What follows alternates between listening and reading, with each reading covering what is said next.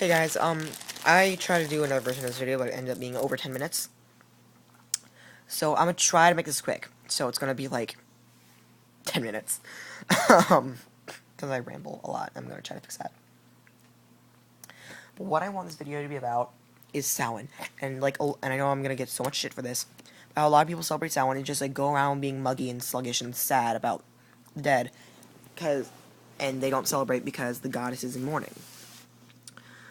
But I think that just like going around willy-nilly and saddening up everyone's day is really kind of against what the goddess wants us to do.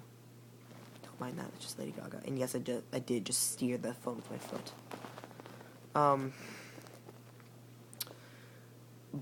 I think that is completely against what the goddess wants us to do.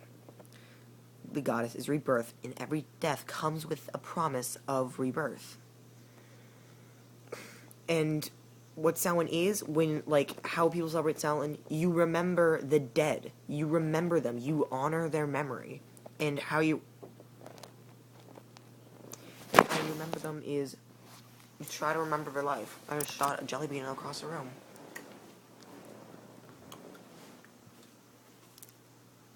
Five-second rule.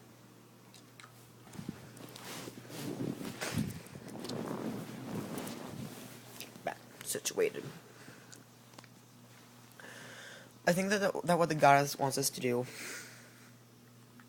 Okay, so Samhain, yes, Samhain is death, but it is also rebirth.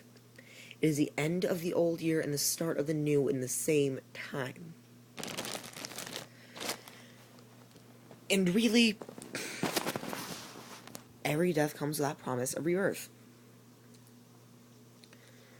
So basically, and I also want to talk about Halloween. A lot of people get pissed off about Halloween because they think it was stolen from the pagans. Not true. Not true at all.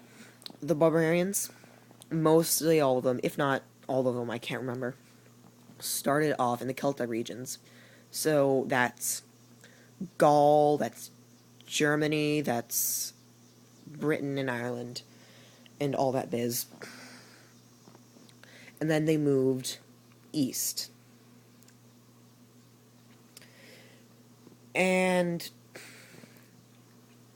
in the Celtic regions, they would light bones on fire. Someone would throw bones into a fire from their last meat harvest and blah, blah, blah.